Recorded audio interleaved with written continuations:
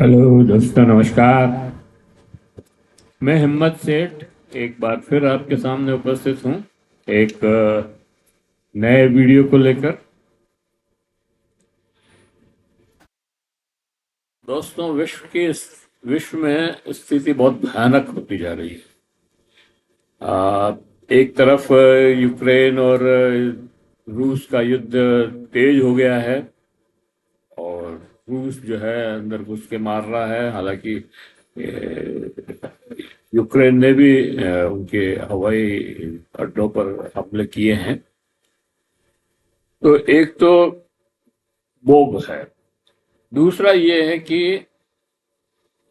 Iran और Israel का जो युद्ध है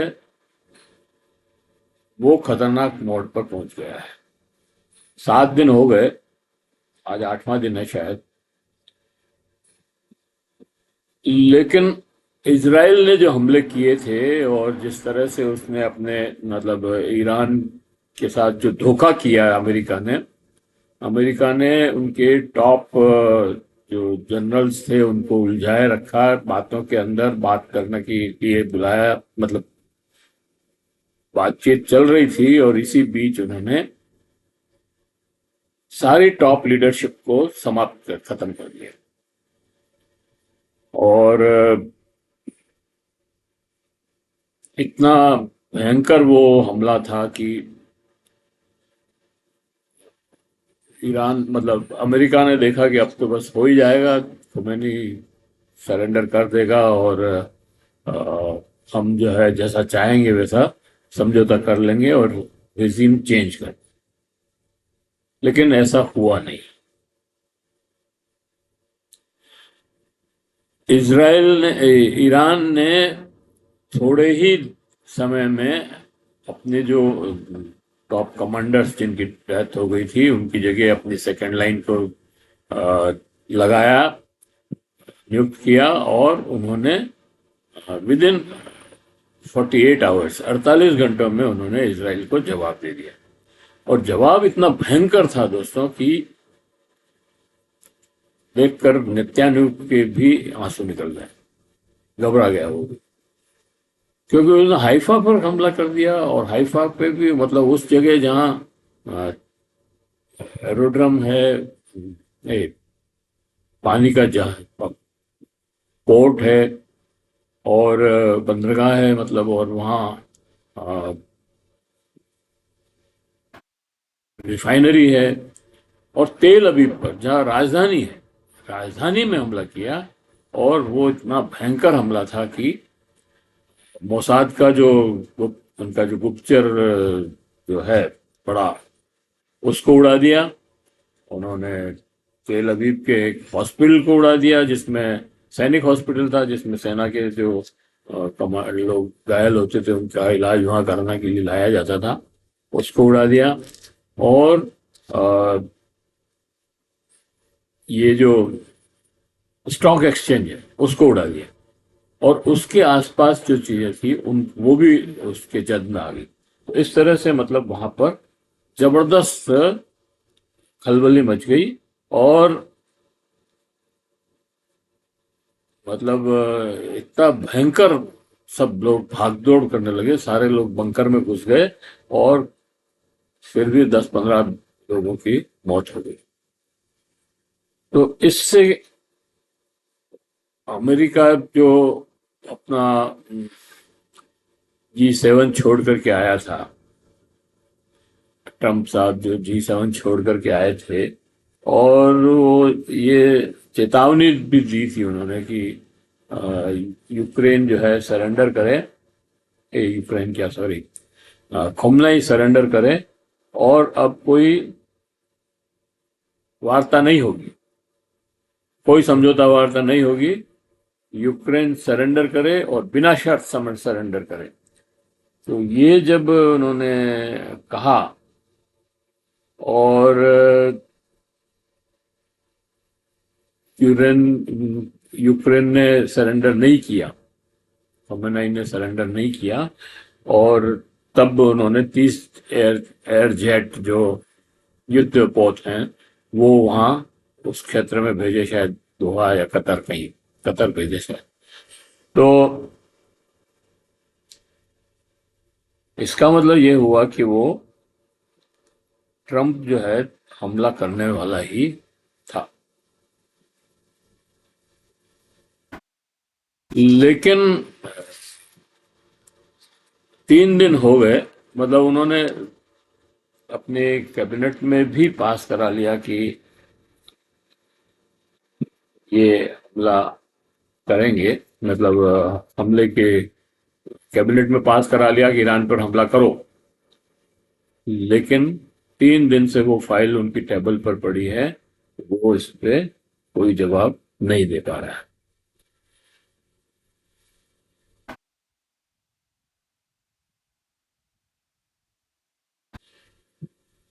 और ट्रम्प साहब जो है अपनी जो भाषण, मतलब जो अपना बयान देते हैं वो बदलते रहते हैं, और यही ईरान के मामले में भी लग रहा है अब वो शायद हमला न करें। ट्रम्प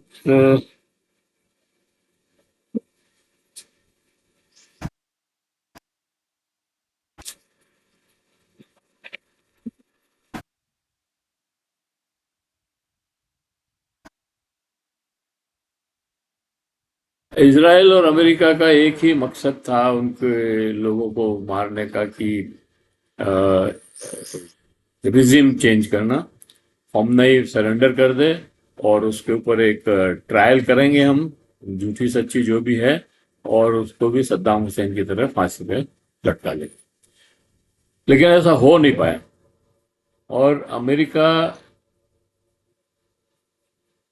चाहता तो यही था कि एक दलाल को वहां बिठा दें किसी को, और ईरान और इसके तेल और ईरान के जो रेयर मिनरल हैं उस पर कब्जा कर ले। अब ट्रम्प तो आप जानते ही हैं कि व्यापारी आदमी है। यूक्रेन में भी उसने जेलेंस्की को बुला करके कहा कि तुम ये, हम इतना सब सहयोग कर रहे हैं, तुम्हारे को इतनी मदद कर रहे हैं, उसका पैसा दो, और नहीं है तो तुम ये रेयर मटेरियल दे दो। मतलब ये हम कब्जा करेंगे, इसको निकालेंगे, बेचेंगे और हमारा पैसा निकालेंगे। तो वो तो इस तरह का आदमी है। लेकिन खौमनाई पर इन धमकियों का कोई असर नहीं हुआ। उसने देखा कि जैसे नरेंद्र सरेंडर हो गए, वैसे खौमनाई भी सरेंडर हो जाएंगे। लेकिन अमेरिका, खौमेनी ने तो, खौमनाई ने अमेरिका को ही धमकी दे दी। उसके बाद उसने कहा कि कोई, उसके बाद की कार्रवाई का जो खौफ है, उसने कहा कि कोई सरेंडर नहीं करेंगे, और अब हम कोई, उसके बाद की कार्रवाई का खौफ इतना है कि 3 दिनों से ट्रंप की टेबल पर ईरान के ऊपर हमले की फाइल पर दस्तखत नहीं कर रहे हैं। जो प्रस्ताव अपने कैबिनेट के पास से पास करवाया था उस पर दस्तखत नहीं कर रहे हैं। तो आप समझिए कि ये खौफ कितना है। इजराइल के लोग बंकर में रहने को मजबूर हैं, क्योंकि ईरान की मिसाइलों का भयंकर आतंक छाया हुआ है। जो इजराइल 2 साल से गाजा, लेबनान में कर रहा था, वो अब दया की भीख मांग रहा है। जिस तरह से हमले कर रहा था और लोगों को मार रहा था, वो अब दया की भीख मांग रहा है कि हमें, हमारे बहुत जबरदस्त नुकसान हो गया है, हमें बख्श दो। वास्तव में तो यूरोप और अमेरिका के देशों ने जिन शर्तों पर इजराइल देश बनाया था,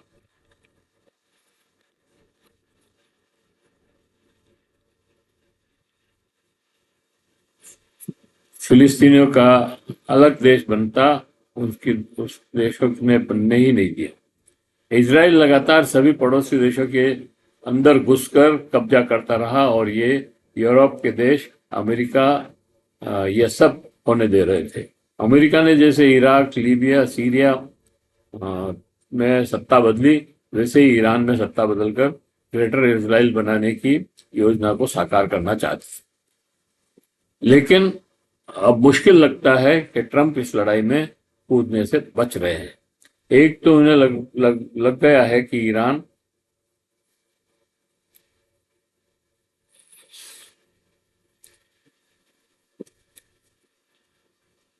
ईरान में सत्ता परिवर्तन इतना आसान नहीं होगा।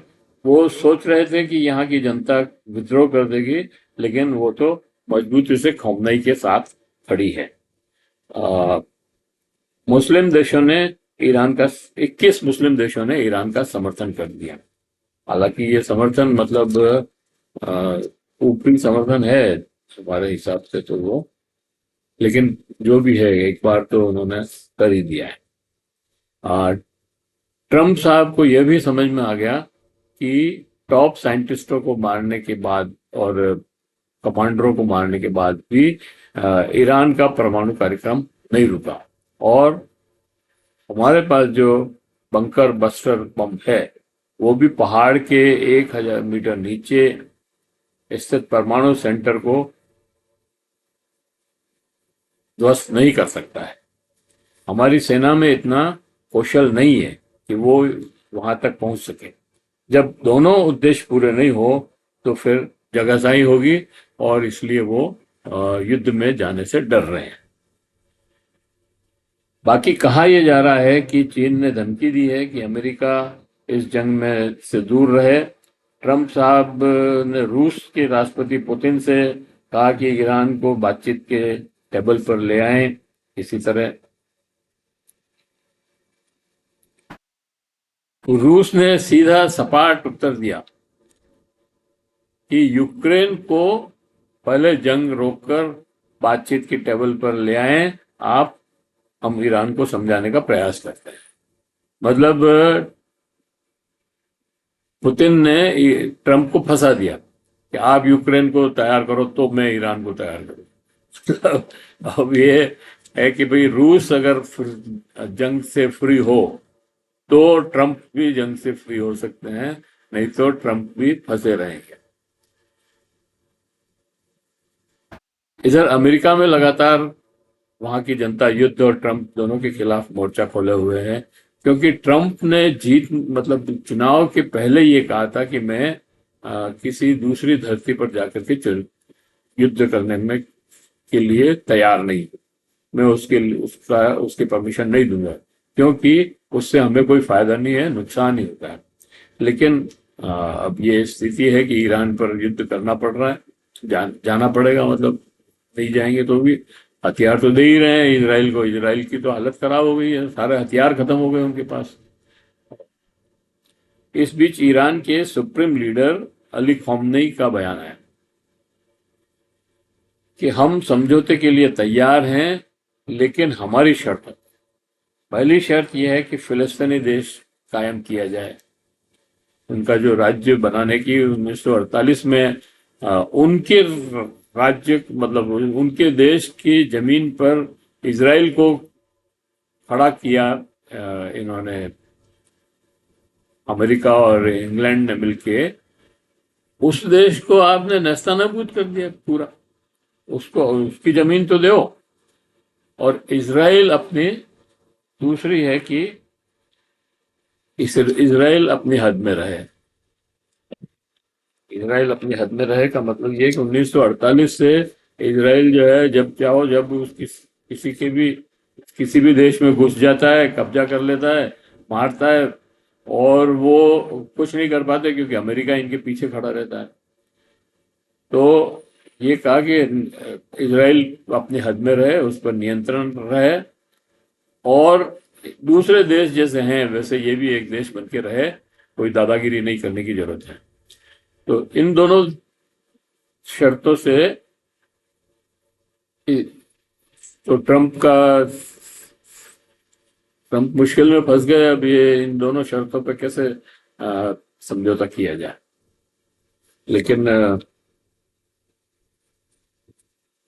लेकिन ये है कि भाई ये तो शर्त कड़ी है, लेकिन ईरान ने जो है रखी है, तो अब देखते हैं क्या होता है। पर अभी मतलब ट्रंप साहब जो है अभी तक लड़ाई के मूड में नहीं है, मतलब असमंजस की स्थिति में। उधर एक यहूदी लॉबी है अमेरिका में, वो बहुत पावरफुल है। वो लगातार जो है उनको कह रही है कि आप युद्ध करो, और जनता जो है वो उनके खिलाफ खड़ी है कि युद्ध नहीं होना चाहिए। तो क्या करें बताइए। इस युद्ध से दो बातें तो साफ हो गई कि बिना किसी विवाद के ईरान मुस्लिम वर्ल्ड का एकमात्र सर्वमान्य नेता बन गया है। अभी जो कशमकश चल रही थी शिया वर्सेस सुन्नी की, और अ, ये जो सऊदी अरब जो नेता बना हुआ था वो खत्म हो गया। अब लगता है कि ईरान सबसे बड़ा नेता बन गया है। इधर तुर्की भी अब खलीफा बनने की कोशिश कर रहा था, और मलेशिया मलेशिया भी कोशिश कर रहा, लेकिन अब ये सब लोग पीछे हट गए क्योंकि ईरान की ताकत के सामने ये सब झुक गए। और 57 देश कुल हैं मुस्लिम देश, उन्होंने देखा कि भाई मतलब ईरान के साथ रहने में ही फायदा है, क्योंकि वो तो बाकी को जो है गुलाम बना के ही रखेंगे, और हमारे यहाँ का जो तेल और जो भी मटेरियल है वो ये दोहन करते रहेंगे। तो एक तो ये प्रूव हो गया। दूसरा ये हुआ कि 1948 में जो फिलिस्तीनियों को देश छीन कर दरबदर किया था, उसे वापस अपना देश मिलने की आसार बन रहे हैं, आशा बढ़ गई उसकी। 7-8 अक्टूबर को दो 7-8 अक्टूबर 2023 को जो जंग हमास ने शुरू की थी वो पहुंचाने की परिणाम तक पहुंचने की उम्मीद बढ़ गई है। हालांकि इसके लिए बड़ी कुर्बानी देनी पड़ी। 70,000 लोगों की शहीद हुए इस युद्ध में। 70,000 लोगों की जान देनी पड़ी, और जिसमें अधिकतर बच्चे और महिलाएं थी। लेकिन आप देखिए कि 2 साल में किसी भी फिलिस्तीनी ने आके ये नहीं कहा कि आप अब युद्ध बंद कर दो, हमें माफी दे दो, हम जो है हमारे समाज से हम अलग हो जाएंगे और हमारी गलती होगी। किसी ने नहीं कहा, और सब उनके पीछे खड़े हैं अभी भी आज भी। इसके अतिरिक्त गाजा तो पूरी तरह खंडर में बदल गया। अभी जंग बंद हो जाए और नवनिर्माण का काम चालू हो तो 2 साल तो खाली मलबा हटाने में लगेंगे। इतना भयंकर आतंक मचाया, और इसराइल ने तो मतलब हद ही कर दी। जो राहत सामग्री दूसरे देश भेज रहे थे फिलिस्तीनियों के लिए जो गाजा में फंसे हुए थे, 23 लाख फिलिस्तीनी फंसे हुए हैं वहां पर, उनके लिए जो ट्रकों में खाने पीने का और दवाइयां जो आ रही थी उसको तक नहीं जाने दे रहा था। उसने दोनों तरफ से जो है रोक दिया। उसमें गाजा में जाने के लिए या तो मिस्र की तरफ से रास्ता है, मिस्र के बॉर्डर से लगता हुआ अंदर जाता है, या फिर इधर लेबनान की तरफ से है। तो दोनों ही उन्होंने कब्जे कर लिए, और दोनों कब्जे करके उन्होंने मतलब उन लोगों को बिल्कुल भूखे मारने की स्कीम बनाई थी। लेकिन थोड़ा थोड़ा माल अभी जा रहा है और वो जिंदा है, लेकिन भूख की कगार पर है बिल्कुल। वो किसी भी हालत में ठीक नहीं है।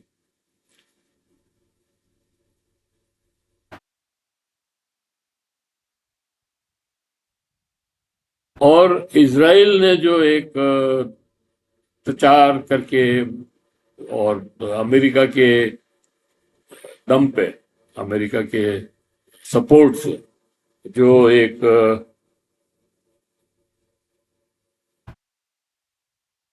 इमेज बनाई थी, जो मैं तो दादा हूं, मेरा कोई कुछ नहीं बिगाड़ सकता है, मेरे में इतनी ताकत है कि मैं किसी को भी खत्म कर सकता हूं, और वो कर भी रहा था।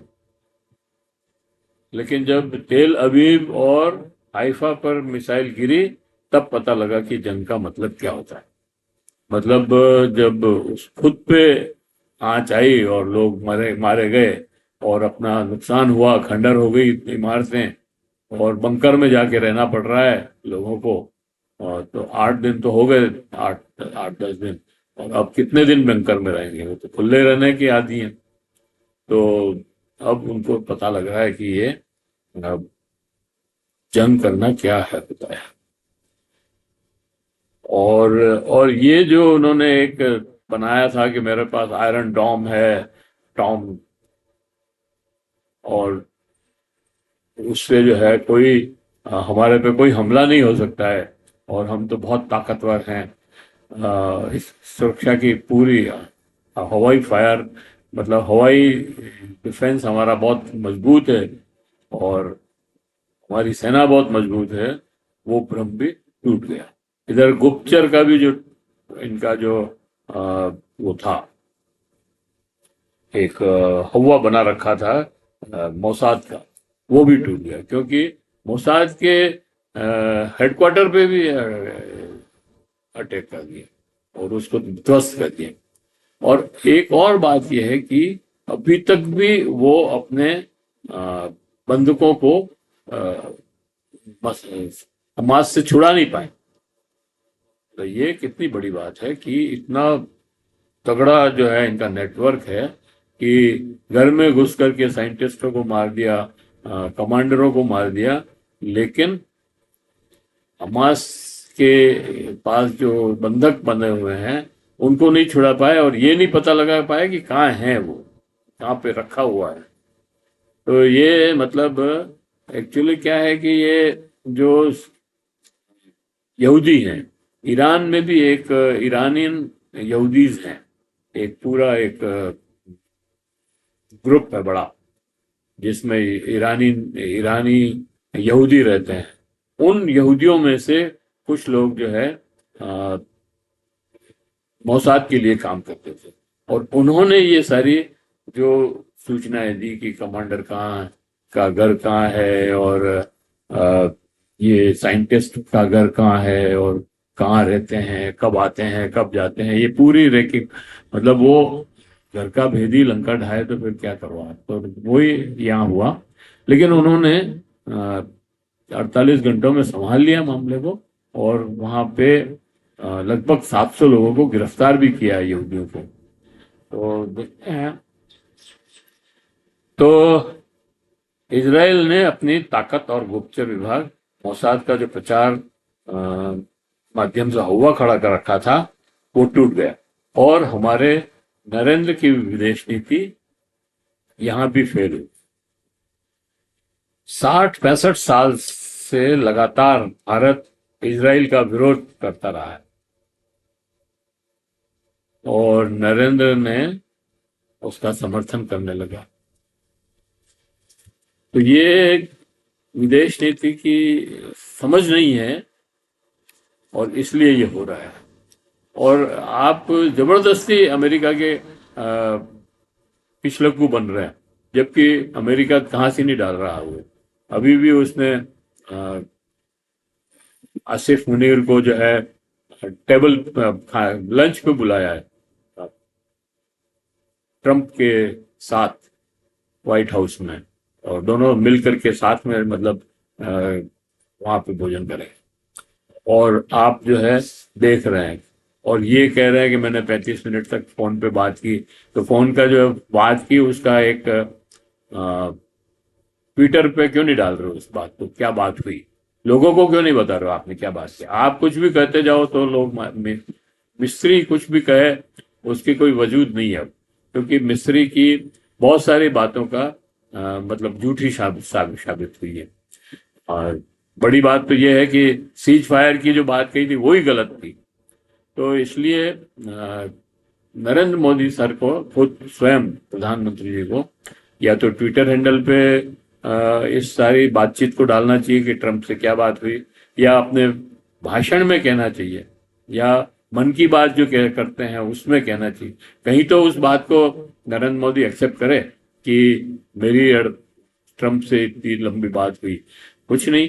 तो ये फिर कैसे माना जाए कि वो वास्तव में ट्रंप से बात हुई।